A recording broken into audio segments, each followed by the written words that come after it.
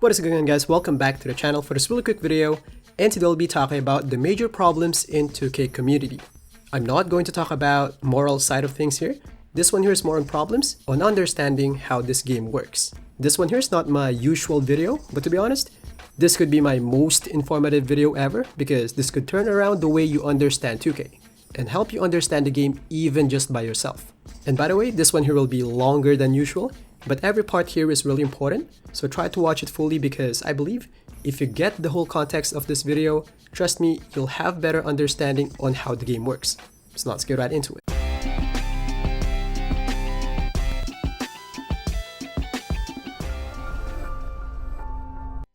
So basically, here are the major problems so far that can lead to lots of misconceptions about the game. Now for the first one, we need to understand that every game could be different, even without changing anything from your player. Results could vary from game to game. If you try to play for around 20 to 30 games against different players, trust me, even without changing anything from your build, your make percentage, rebounds, steals, or whatever won't be the same from game to game.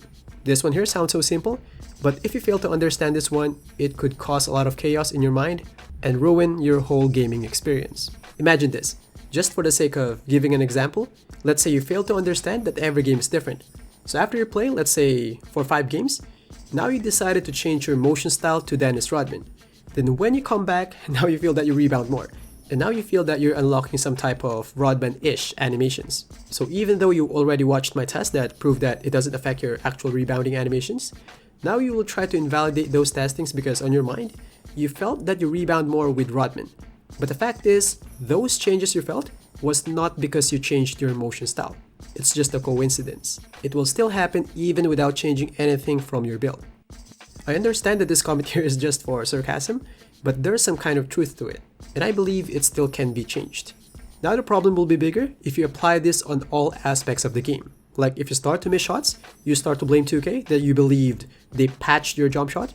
So now you pull up to YouTube, spend almost an hour to get a new jump shot, relearn everything, and waste a lot of time. Then same thing is going to happen in a couple of days. I think that scenario there killed a lot of gaming experience. Then I might say, oh shoots, then how come things change from game to game? Basically, it's a mixture of reality and 2K's fault. So now for the first one, let's start with the 2K's fault, which is the latency. Latency could change from game to game or even mid-game. And we all know timing affects everything about this game. Your steals, rebounds, dunks, blocking, cutting off the ball handler, shooting, pretty much everything about the game. Just some milliseconds change on your latency, everything will be different. Now for the second reason, aside from shooting open shots, pretty much every aspect of the game is based on the calculations between the stats and badges of the offensive player and the defensive player. So meaning, everything depends on your defender. And since you'll be facing different defenders all the time, every game will feel different. This principle applies on a lot of things like steals, dunking, blowing by a defender, body ups, and some others. But let's take rebounding as an example. So after the ball hit the rim, before the game decides on who is getting the rebound, the game will do a lot of calculations under the hood. It will check who has the better position in relation to where the ball will ricochet, which player pressed the rebound button on the better timing, which player has more rebound ratings, which one has better rebound chaser badge, which player has more stamina, maybe there's a takeover going on. It will check who has better vert, and after all those calculations, the game decides which one will get the ball and what type of animations. I'll give you a quick example. If no one is around you, the game will give you lousy rebound animations, which makes sense because you got no one to beat anyway. But the moment I put an opponent there, now you start to make real rebound animations. So that's how your environment or opponent can influence your animations. So my point here is that attributes, badges, and timing skills of your defender will be a huge factor on everything you do. And every game you'll be against different builds and different skill types. So aside from latency, this one here is one of the main reasons why every game feels different, even without changing anything on your build. So just for a quick recap, first problem is some players fail to realize that even without changing anything from your build, every game will feel different. This can cause a lot of misconception about how the game works and sometimes can cause this mentality. I know that's a bit exaggerated, but it's something like that. So now for the next problem, players apply too much real-life principles into the game. I know it's a video game that seeks to achieve realism, but unfortunately, not all real-life principles apply to this game. One of the biggest example is the motion style. Since it has the word motion, Now players think that everything that relates to motion will be affected. Some players say that rebounds, blocks, steals, body up animations are affected by motion styles because it involves motion. Even though on motion style preview it only shows sprint and defensive stance and only Kawhi has lateral movement, I even tested how accurate those previews are, and I even proved that those Rodman-ish animations on rebounds can be triggered by Tyler Hero motion style as well. Some players still believe that it affects everything because it says motion, and it should affect all motions. And in relation to the first part of the video, they said that the moment they equip Rodman, they rebound a lot better. Some even believe that motion style affects dribbling, even though we have a lot of separate animations that are really specialized for dribbling. They still think motion styles will affect dribbling because it's relating to motion. One more example is vert. For those of you who don't know, the only relation of vert to dunking is it will unlock dunk animations, which is mentioned on the definition. It's not going to make a specific dunk animations jump higher. And here you can see that's 25 and 99 vert, and the takeoff points are just the same. And yet some players still believe that specific dunks will start farther from the basket the more vert you have. So not all real-life principles apply to this game. So now for the quick summary on the second part. Second problem is, even though there were tests that were conducted, sometimes players tend to believe real-life principles more than the well-processed test, like my tests. So before we go to the next part, just want to invite you guys to like the video so it can reach more viewers. This one here is probably my most important video for the whole year, so your likes will really help this video reach a lot of viewers. Especially now at this point of the game cycle, views are really down. Now for the next problem, some players expect that the moment they upgraded something, it will be felt straight away. I've been saying this on some of my videos, that unfortunately, the boost of most attributes and badges are really hard to feel in a real game. It's a long explanation, I think it deserves another video, but there's a reason why I need to take thousands of shots or hundreds of repetitions on one sequence on a uniform setup just to get a sweet spot of a badge on my tests. That's because you need a lot of uniform reps to feel a boost. That goes to everything. Sometimes I even need to compare 25 and 99 just to see a pretty decent gap. So imagine what would a 5 to 10 point gap will look like. And here you can see that 74 point gap. If you cut it in half, that's around 37. And if you cut it in half again, that's going to be around 18. And that's really small already.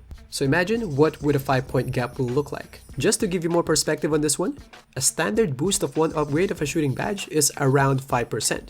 Now, there's a problem with this one.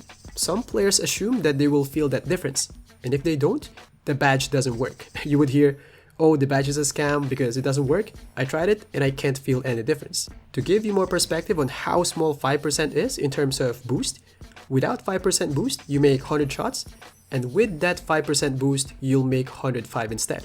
So I don't really think you can feel that on the first batch of games you made 100 in total, and on the next batch of games you made 105.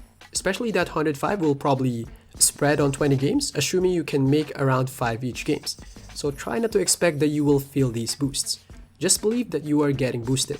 This misconception here is toxic in some way, and it could kill gaming experience. For me personally, for example, I just buy shooting boost. I don't really track the difference with or without it. I just keep in mind that in some way I'm getting boosted on my shots. It just happened that the boost is too small to really notice. And now for the next problem, too many players fall for placebo effect, which is really understandable because I can really understand that it's really easy to fall for it, but trust me, there's a way to fix it.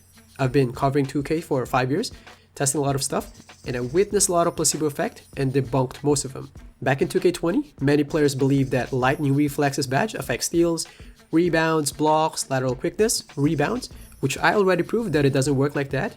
And now this year, many players fall for the placebo effect of motion style as well. Still, many players believe that it changes your rebounds, blocks, dribbling, cutoff animations, and a lot more things. And if you want to learn more why it doesn't affect those things, just watch this couple of videos here on the channel. And I might say, oh Toots, then how can players not fall for these placebo effect? Of course, one way is to do further research like watching trusted channels.